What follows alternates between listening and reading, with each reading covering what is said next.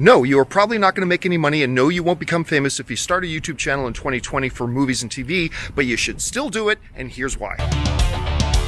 Hey guys, okay, so Thoughts on Walks is back because it's daylight savings time now. What was happening before when the hour changed back in November, what would happen is it was now going to be dark out when I would go out on my walks. But now that daylight savings time is back, I have daylight again. Okay, so for this Thoughts on Walks, I want to talk about why you, as a film or television fan, should consider and should do starting your own YouTube channel in 2020. Now, I get a lot of people all the time asking me about how to start a YouTube channel and do all that kind of stuff. And normally, what they really want to ask me about is how do they get like 100,000 subscribers? How do they get a ton of views on their channel, right? They never usually ask me about how to make their channel better. They always just want to know how to get the numbers and get the views and maybe make some money. The harsh reality is that I try to tell people is that in 2020, you are probably not going to make any money making a YouTube channel.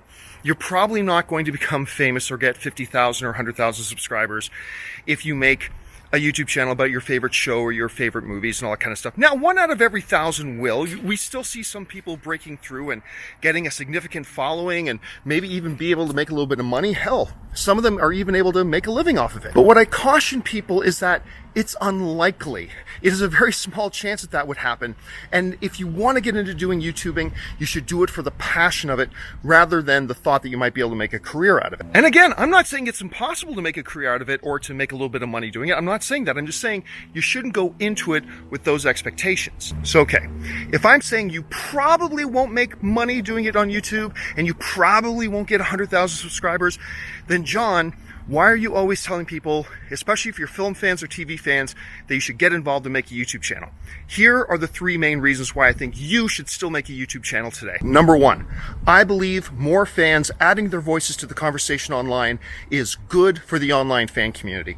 Now, you may not think you have a lot to offer, but you have your own unique perspective and vision and idea and opinions about shows and TV shows and movies and all that kind of stuff. You have your own unique point of view. And I believe more points of view, more thoughts, more opinions, more ideas to help everybody else kind of put together a shape of what's out there amongst the film fan community. I believe that ultimately that is good for the film fan community, and I believe that you as a fan have something to contribute to the overall community. Number 2, and this one is key. I think getting involved in the fandom is great for your own personal fandom. Think of it this way. As a sports fan, I love football, right? Like I love NFL football, I do. But you know what got me really invested in Sundays watching football? When I joined a fantasy football league. Getting involved in a fantasy football league actually helped increase my own personal interest and my own personal investment in what was going on in the football games that Sunday, and it just kind of heightened my own fan experience. I believe if you start your own podcast, blog, or YouTube channel about your favorite TV show or favorite themes or favorite movies, whatever, I believe that's just going to enrich your own personal fandom experience. The 3rd reason I think you as a television or movie fan should get involved in YouTubing or podcasting or blogging or whatever is because I believe it will deepen your appreciation for the movies or for TV shows, whatever, in general. Because look, when you think about the movies or your favorite TV shows a little bit for, 10 minutes a day, half hour a day, you gain a certain kind of appreciation because you're thinking about it every day.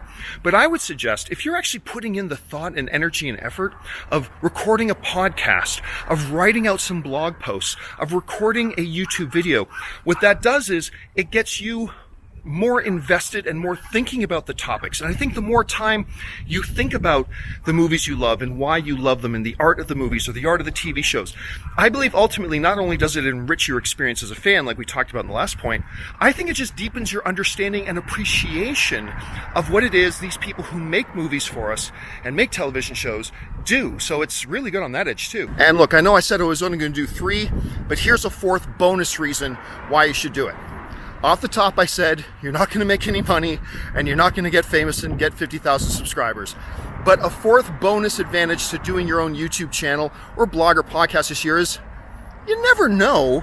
You might. Again, be clear. Don't go into making a YouTube channel or a blog or a podcast thinking you're doing it because you're going to make a bunch of money.